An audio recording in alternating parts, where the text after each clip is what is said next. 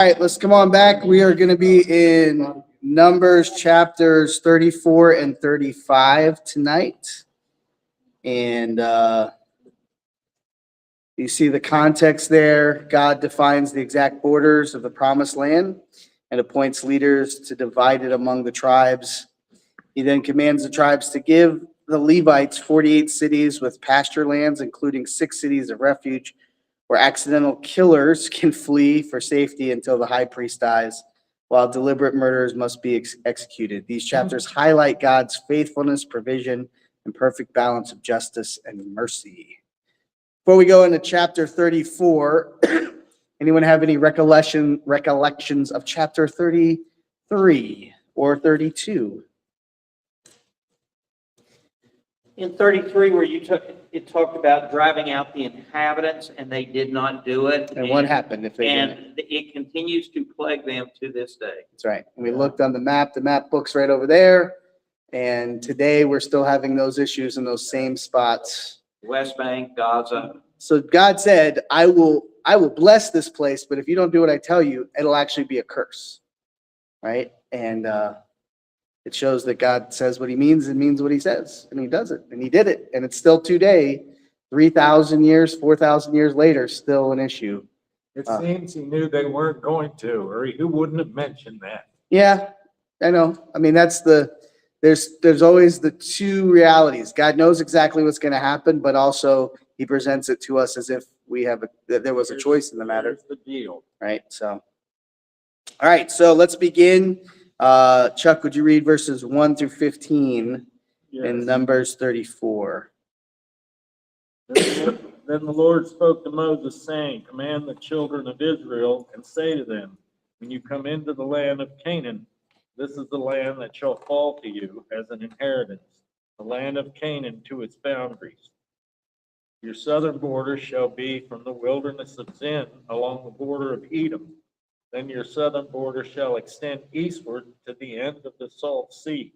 Your border shall turn from the southern side of the ascent of Akrabim, continue to Zin, and be on the south, Kadesh, Barnea, and then it shall go on to Hazar, Adar, and continue to Asmon. The border shall turn from Asmon to the brook of Egypt, and it shall end at the sea. As for the western border, you shall have the great sea for a border. This shall be your western border. And this shall be your northern border. From the great sea you shall mark out your border line to Mount Hor.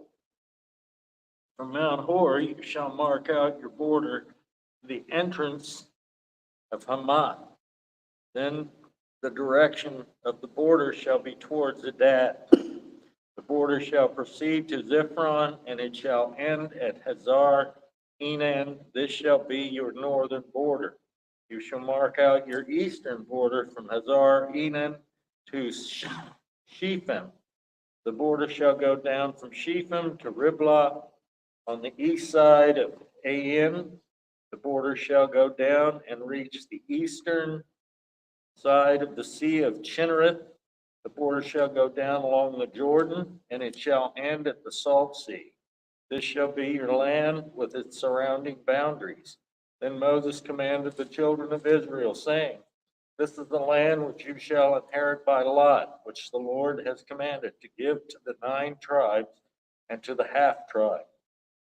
For the tribe of the children of Reuben according to the house of their fathers, and the tribe of the children of Gad according to the house of their fathers, have received their inheritance, and the half tribe of Manasseh has received its inheritance. The 2 tribes and the half tribe have received their inheritance on this side of the Jordan, across from Jericho eastward toward the sunrise. All right, so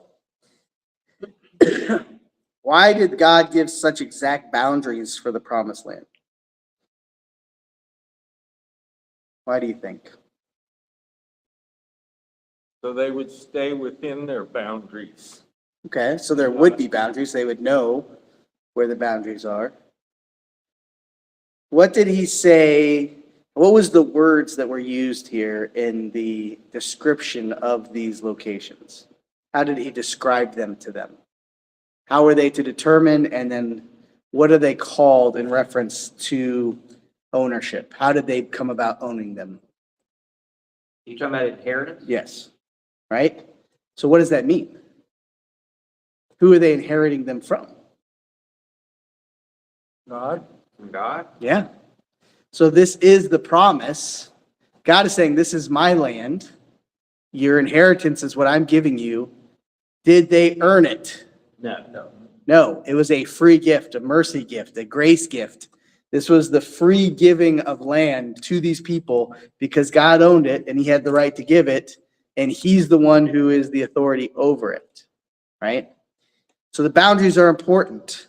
We'll look a little bit later at this too, but if you look at Genesis chapter 12 and Genesis 15, God gives a large portion of land to Abraham. He said, I'm going to give you this land. Actually, I have it here. As far west as the Mediterranean Sea in modern terms, east the Euphrates River. This is modern day Iraq and Syria. South, the river of Egypt, down all the way to the Nile region, north extending to Hamath and Lebanon. So, any guesses on how they've come up with how many square feet, how many square miles this would be that God promised Abraham? Any guesses on how many square miles God promised Abraham his descendants would have ownership over as an inheritance? 10,000. 144,000? That's a good guess, but not correct. Of New Jersey. The size of New Jersey. He promised them, if you take it into square mileage, 300,000 square miles. According to biblical accounts and then even to the modern day accounts of owning land, how much of that 300,000 have the Israelites claimed and lived on and made their own? Probably Any guesses? a third. Nope. Nope. 30,000. Okay. So that would make 10%. Oh, Tim. They have taken ownership of 10% of the land that God has promised them. That was in Genesis. You can find the references here, Genesis 12 and Genesis 15. As far west as the Mediterranean Sea, as far east as Euphrates River, as far south as the rivers of Egypt, including often identified as the Wadi Arish, sometimes the Nile region, and then north extending towards the area of Hamath and Lebanon and beyond. So, according to God, they still own that land. Yeah, so when we talk about, the issues of today, and people say, what bank, you should be like, what river? On which bank of river are you talking? Because so who owns the universe? Who owns the earth? Who owns the land? Do any of us own it? No, we didn't purchase it. We didn't buy it. I mean, you do within your own structures, but ultimately somebody just took it and said, this is my land. Now pay me for it. God is the creator of the land. He's the owner of the land. He promised this land as an inheritance, a free will gift offering to these people. And this was the level, and they have yet to they've yet to embrace their inheritance. So the question becomes, how much does God want in store for you that you are not claiming in your life as far as victory in sin, spiritual life, knowing God personally, right? If you were to think, how much am I the person that God wants me to be? What percentage am I? How much land have I claimed in my own life, in my own heart, in my own mind, right? So it's just a picture, but it's a reminder that he wants a lot. He wants to bless us. He wants us to know he's a good father. He's a good God. It's the sin problem that keeps us from claiming it, right? How do these detailed borders show God's faithfulness and Israel's responsibility? So there's a dual relationship, right? God's faithful, but in his faithfulness, he expects what? Yeah, obedience, responsibility. How did the Israelites disobey God in this area? Well, they didn't drive out all the inhabitants like they were told. Yeah. And setting up boundaries, something you said kind of resonated with me from last time, was that God did not want them defiled or influenced in a negative way.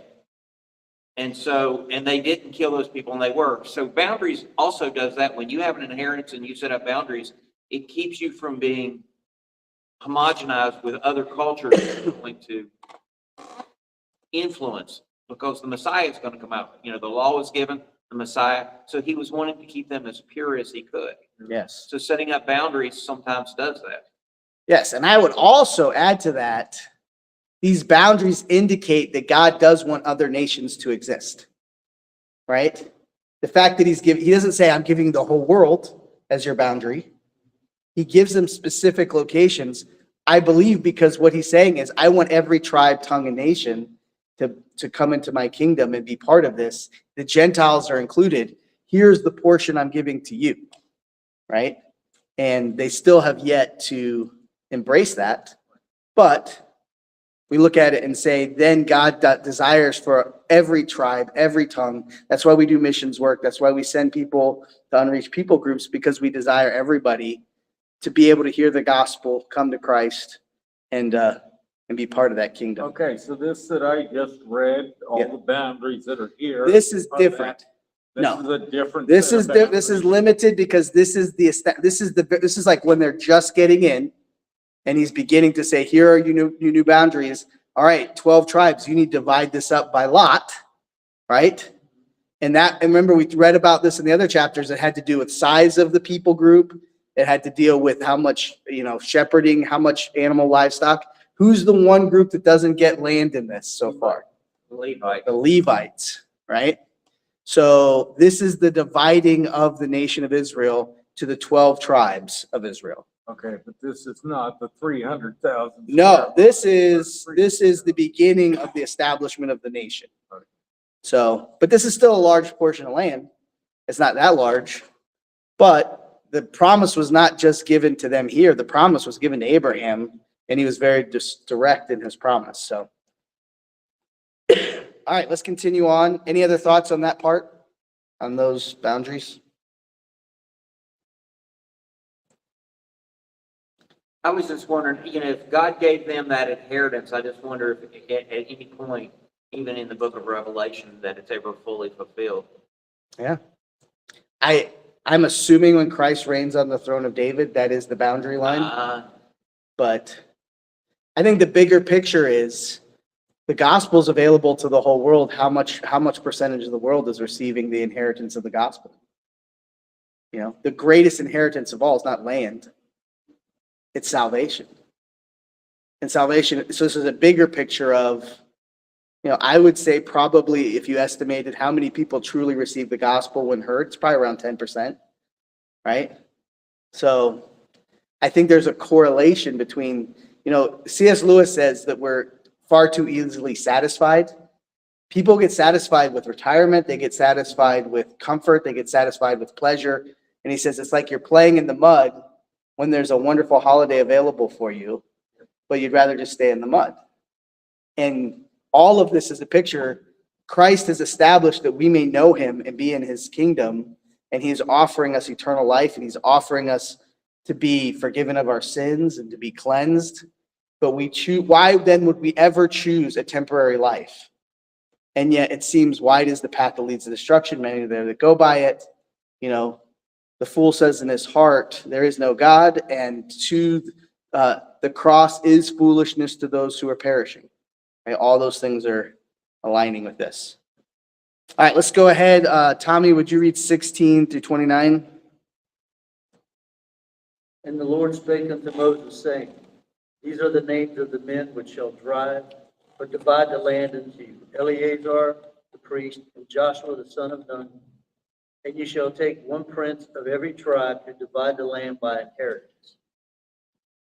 And the names of the men are these: of the tribe of Judah, Caleb, the son of Jephunneh. Yep. And of the tribe of the children of Simeon, Shimon, the son of Ammihud. Of the tribe of Benjamin, Eladad, the son of Chislon. And the prince of the tribe of the children of Dan, Buki, the son of Jogli. The name is Gigi. Yep. And the prince of the children of Joseph, for the tribe of the children of Manasseh, Hanuel the son of Ephod, and the prince of the tribe of the children of Ephraim, Kemuel the son of Shephatan, and the prince of the tribe of the children of Zebulun, Elizaphan the son of Parnah, and the prince of the tribe of the children of Issachar, Palatiel the son of Azan, and the prince of the tribe of the children of Asher, Ehud the son of Shelomite, and the prince of the tribe of the children of Naphtali, Pedahel the son of Ammihud. These are they whom the Lord commanded to divide the inheritance unto the children of Israel in the land of Canaan. All right, so what do we learn here? The people that these were the sons of were the ones that didn't make it in. It sounds like they're the, Yeah, so the prince meaning the next in line. Interestingly enough, though, God chooses specific people to lead specific groups, right? Why were Eleazar, Joshua, and one leader from each tribe chosen to divide the land?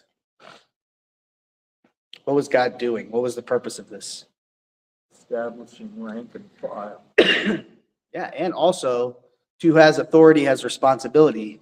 These names then become responsible for these places. If it starts to fall apart, if there's war, if there's problems, this is the person you go to. This is the name that is responsible, right? Everyone wants to be the leader until there's problems. Then nobody wants, everyone points fingers, so somebody else. Wasn't me. But it's important that everything here is in order. Like God is organizing Israel, right? He's a step, just like he organized the universe, just like he organizes cells, he's organizing the nation of Israel here by putting on these names.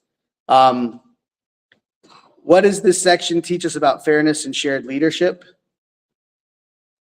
Each group is getting a representation, right?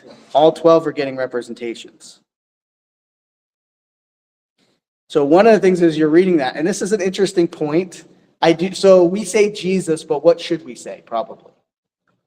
When we say the name Jesus, some of you know, like, what is Jesus? What is his actual name? Joshua. Yeah, Yeshua, which would in English should be Joshua, but because of how our language works, and there's some German and there's some Latin influence here, we get to Jesus. Yeah, Joshua led them into the promised land. Jesus leads us into the promised land.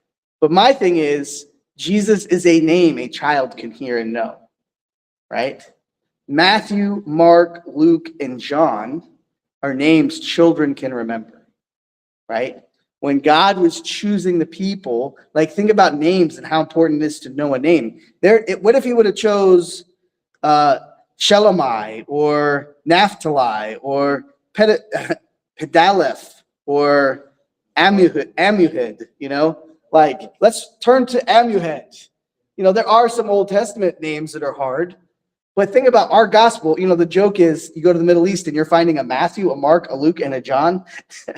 Those don't sound Middle Eastern names, but God, even in his sovereignty, because this is global, right?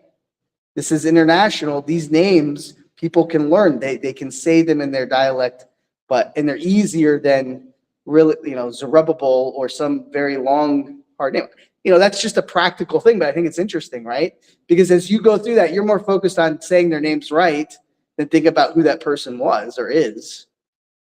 One thing I wanted to mention too from the last reading that Chuck did was when we went to Malawi, we met with a tribal leader. And when we met with the tribal leader, we were told that, okay, he wants to sell this guy we were with land for his church. And so I was there in the negotiations for the land for the church. And so we met with this chief and he said, yes, I'll sell you it for this amount of money. And then at the end, we talked and I found out that no one in Malawi owns land. Even the government owns all the land. The chief leases the land. And when you purchase land from a chief, you cannot purchase for more than 99 years. And so they would purchase a lease on the property for that price for 99 years. As I was doing the study for this, how this works even today in some ways, you can sign a 99-year lease, but you never truly own the property. Right? It's not something that can be passed on. Well, you have to re-up it. You can, you can re-up that lease, but ultimately, in a sense, it's saying God owns it and he's leasing it to them at 100-year increments, right? And that's an interesting thought because we think our life is permanent. We live like our life is permanent, but everything in our life is leased. Your body is leased. Your brain is leased. Your heart is leased. All this stuff is just, God gave it to you to see what you would do with it. And then he's going to call it back into his own, right? That's judgment. Judgment is, what did you do with the life I gave you? What did you do with Jesus first? Because salvation is only found in Jesus. And then what did you do with the life that I gave you, right? These are the 2 points of judgment on our lives. So it's just an interesting idea that even to the land, it's leased. Everything is temporarily given to us to manage, and then one day it'll be held into account, right? And how well did these tribes do with Israel? Not so good, right? You have King Saul, okay, has some high points, but then has some pretty low moments. He doesn't obey God all fully. He becomes very prideful. You have King David, has some high moments, but also has some poor choices as well, like really bad. Then Solomon starts off really well, shows us that wisdom is not salvation because he ends his life breaking every rule that he said you should never break. And then his son starts to tax and enslave the people at a high level that the civil war happens. And just one generation from Solomon, the nation is divided. And then not too long after that, Syria overtakes, and then Babylon overtakes. And then you get all these things have been happening over and over again where it's never been fully until 1947, right? Is that it? 47? Yeah, I think you're right. It was reinstated as a nation. So, this is that beginning, and we see how it plays out over time. All right, so how does this chapter end?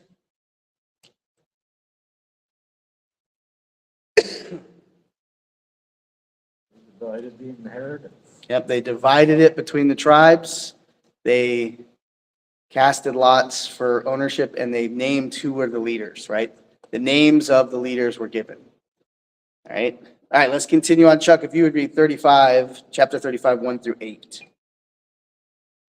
And the Lord spoke to Moses in the plains of Moab, the Jordan across from the Jericho, saying, command the children of Israel that they give the Levite cities to dwell in from the inheritance of their possession. And you shall also give the Levites common land around the cities. They shall have the cities to dwell in, and their common land shall be for their cattle, for their herd, and for their animals, for all their animals. The common land of the cities which you will give the Levites shall extend from the wall of the city outward 1,000 cubits all around. And you shall measure outside the city on the east side 2,000 cubits, on the south side 2,000 cubits, on the west side 2,000 cubits, and on the north side 2,000 cubits. The city shall be in the middle. This shall belong to them as common land for the cities. Now among the cities which you will give to the Levites, you shall appoint 6 cities of refuge, to which a manslayer may flee, and to these you shall add 42 cities. So all the cities you will give to the Levites shall be 48, and these you shall give with their common land. And the cities which you will give shall be from the possession of the children of Israel. From the larger tribe you shall give many, from the smaller you shall give few. Each shall give some of its cities to the Levites in proportion to the inheritance that each receives. All right, so what sticks out to you? What is happening here? Given the Levites some. Who are the Levites? The priests. The priests, right? So So, basically, they're going to be embedded in every area. yes. So they're given key locations and This all is of the, in all the 12 tribes. Yes. They've all got a little. because they have to have a priest, because they have to have all the rituals being done in all these areas. So now we're moving from a tabernacle to a nation, right? Okay, so there's no longer one priest then, there's Well, 12. there's a high priest, but then the high priest only does one thing a year, right? And that's the Day of Atonement. But then all these other priests are in the 12 continually tribes, doing, yes. properties. Because you gotta remember, you've got all these people that need sacrifices, whatever, and now we're in the millions of people. Yeah, So the priests are gonna be embedded in every community. okay, And it's spreading out, right? Yeah. And so now you're establishing synagogues, you're establishing the places of worship, you're establishing these. So remember, we talked about the red heifer, that they would take the red heifer and then they would burn it and take the ash of the red heifer and they would put it in the jars with the water. And that was the purified water that they would use. And those waters would be taken to the different locations that could be used for purification. So, and that's what Jesus turns the water into wine in Canaan, is one of those jars, right? So this is part of that, is it's spreading out, and now you have the Levites moving around. What is interesting about the Levites so there was a city of refuge. What is a city of refuge? What did it say who was that for? the manslayers. Okay, what does that mean? Anyone heard of this before? Manslayer? So city of refuge was if you killed someone unintentionally, right? So it's not premeditated. It's something happened. Negligence. Yeah, somehow you caused the death of someone else. Maybe, you bumped into a wall and it fell on them. There's a million different ways, right? You could go in that, and this is so interesting to me too, because when we did the Brazil mission trip, we were going down the Amazon and we went into this village and I went and met with this guy who was picking the berries off the acai berry that's real popular. And he was telling us a story and he told us about how someone had gotten drunk and killed someone in their family. So they sent someone to go kill someone from that other family. Right? And this is how it works in their culture. If you do something to our family, we don't wait for the police. We don't go to anybody. We deal with it our in-house. Gang warfare. And so in that time, I think it was called the Gael. He was the one of revenge, or he would go. You had someone in your family who was designated. If something happens, go out is what it was called. Go out. You could go and kill that person that killed your family member, and it would be justified because they killed your family member. If you got to a city of refuge, they weren't allowed to send anyone to get you. You were safe. So there was no consequence. Like basically, you were freed. Okay. Only as long as you was in the city, right? Yeah, as long as you had to stay in that city. It was like when you're a little kid, you played freeze tag and you made it to the base, but you got to stay at the base. That's a weird thing, isn't it? It's such a strange thing. And we're going to see how this plays out. Once again, we see Jesus, in this really interesting way. What is interesting about this story is, what do we know about the Levites? Do you remember a story of Levi and Simeon? You guys remember the story from Genesis? So Levi and Simeon have a sister, right? And the sister goes to this village, and this guy in the village takes advantage of her, even though he loves her. He takes advantage of her. They find out about it, and they're like, let's go get these. Let's kill this guy. And then Abraham's like, no. Let me go talk to him. So they go and talk to the guy, and he says, okay, let's make an agreement here, because my son wants to marry your daughter. What can we do? And so the brothers, Simeon and Levi, say, all right, here's the deal. If you get all of your men in the city to get circumcised, then we will let you marry our sister. Right? So what happens? They get circumcised. Then a couple days later or a day later, I don't remember, it's like maybe 3 days. I don't remember the exact timage. They come back in and murder all the men. While they're healing. Yes. What does that sound like? Manslaughter. Right? Fast forward, the tribe of Levi is responsible for these cities of refuge for the one who unintentionally does that. You see this full circle? Really strange connection points, right? right, Would what? they not, as the priest, not also be responsible for circumcision? Yes? Yeah. So they had all the jobs, plus, But I'm saying during circumcision, that they were impaired, unable to defend themselves. Yeah. And that's when they chose to use in their weakened position. Yeah. To take advantage of them. and then they now they're became in the charge of priest. that Yeah. from that point on. They got that job. Probably not a fun job, I'm assuming. All right, so we look at this picture. All these things are intertwined, right? Everything is connected to something else. Now we're going to finish out the chapter and we're going to see these cities of refuge. And these are an interesting, so we call it a type, right? Moses was a type in the sense because he was a deliverer of the people. He was a type of Jesus. He was a type of Messiah. He was a picture of the true. So like a shadow of the real, right? Moses was a shadow of Jesus. He was a foreshadowing of Jesus to come. Joshua, foreshadowing. He brings the people into the promised land. Joseph, foreshadowing. He has to be sold by his brothers. He gets sold by 20 pieces of silver, and he has to bring his family back through those things. So all of these are types. This is another one of those types of pictures. So we're in verse 9. Then the Lord spoke to Moses, saying, "Speak to the children of Israel, and say to them, when you cross the Jordan into the land of Canaan, then you shall appoint cities to be cities of refuge for that the manslayer who kills any person accidentally may flee there. They shall be cities of refuge for you from the avenger. The manslayer may not die until he stands